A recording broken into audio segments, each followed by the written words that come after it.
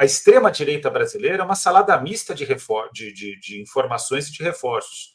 Tem, por exemplo, grupos da extrema-direita que colegas meus de pesquisa analisam, que ainda não tiveram seus trabalhos publicados, então eu vou adiantar, mas isso vai sair mais para frente, por conta dessa questão dos ataques às escolas que a gente tem dialogado.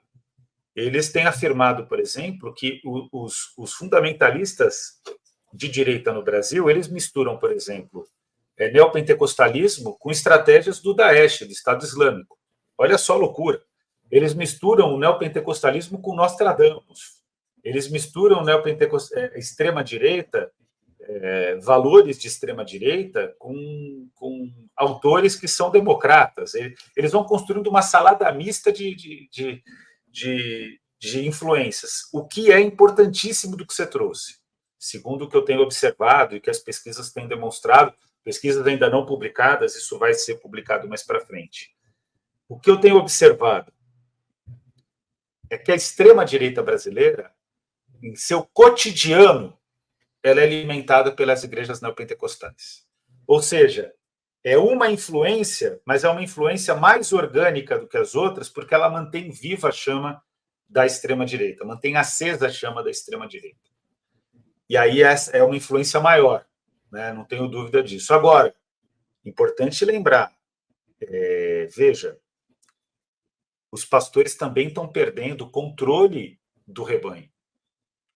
Não é uma coisa mais tão pacífica como era um ano atrás. Por quê? Porque as pessoas começam a observar que não existe nada de satânico no governo Lula. O bolsonarismo, eu sempre vou defender essa ideia. Tanto que não tem um pastor presidenciável, né, Daniel? Não tem um pastor presidenciável.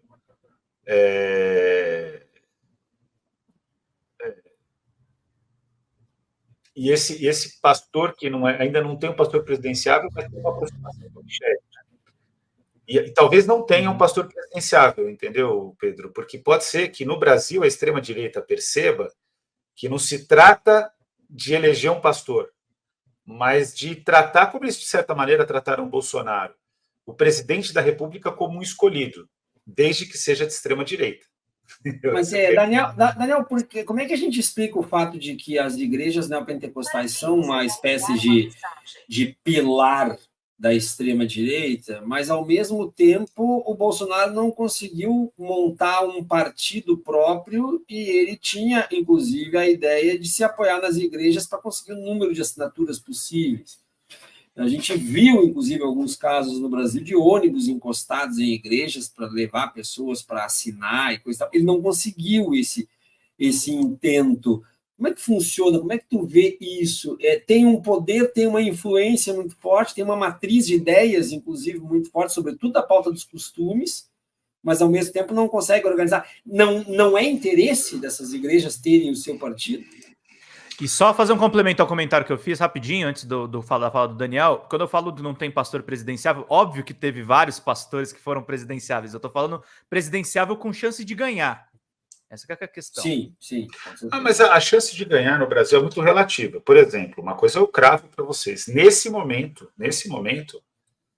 se a eleição de 2026 fosse hoje, o Lula não fosse o candidato, a gente teria dificuldade para eleger o sucessor.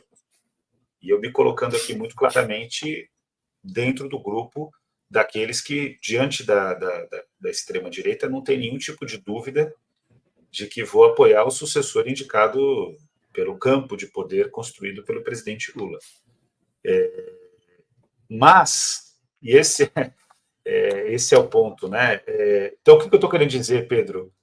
O candidato ele se constrói, né? Pode ser que tenha. Eu não vejo nenhum pastor posicionado para ser uma alternativa. A extrema-direita tem uma dificuldade, ela não tem candidato também nesse momento.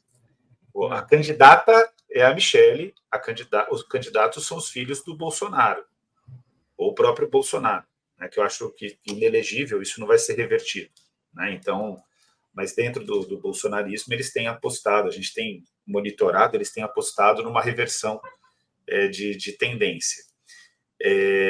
O tema que eu vejo é que assim a extrema-direita, é importante a gente frisar esse ponto. Existe uma afinidade eletiva, conceitual, de concepção de mundo entre a extrema-direita e o neopentecostalismo brasileiro. Por quê? Porque a extrema-direita se constituiu no Brasil a partir de 2011, ela renasceu no Brasil a partir do pânico moral. O Escola Sem Partido, nesse caso eu posso falar com tranquilidade aqui, porque Escola Sem Partido, educação cívico-militar, educação domiciliar, são todas estratégias de pânico moral, que tentam fazer com que a escola e a sociedade sejam polos negativos para os extremistas, e a casa e a família sejam os polos positivos, como se a sociedade sempre fosse impura. E é preciso ter lideranças, é preciso ter autoridades públicas dedicadas à purificação da sociedade. E eles têm várias estratégias. Vou contar uma só que é na Itália, mas que todo mundo embarcou nessa estratégia, porque é engraçada mesmo. Mas que é a maneira como eles alcançam apoio popular. No mundo, não é só no Brasil. Aquela senhora que falava "Attenzione pickpocket", não sei se vocês viram, que era lá em Veneza. É de extrema-direita. Ela é de extrema-direita.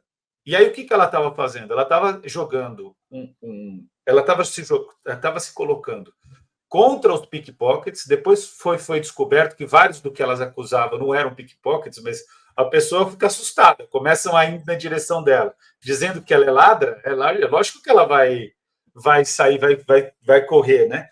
Alguns eram, mas também, assim, em termos de justiça, gente, não pode. Em termos de lei, você não pode expor a pessoa, mesmo que ela seja uma pessoa que furte, porque isso tem um caráter de devastação da vida. Agora, o que ocorre? Todas as pessoas, quando viam aquilo, de certa maneira, sentiam a necessidade, quase todas as pessoas, melhor dizendo, e um sentimento de vingança contra alguém que furta, porque todo mundo já foi furtado ou teve medo de ser furtado. Resultado, cresce a força da extrema-direita. Vocês veem como o jogo é acertado? A extrema-direita encontrou uma forma de jogar o jogo. Sim. E vou dizer para vocês, as nossas respostas ainda são racionais.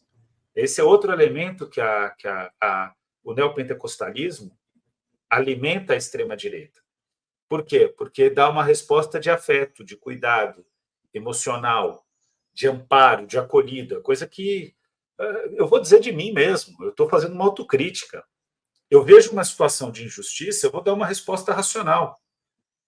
E eu honestamente não sei se o caminho não é esse.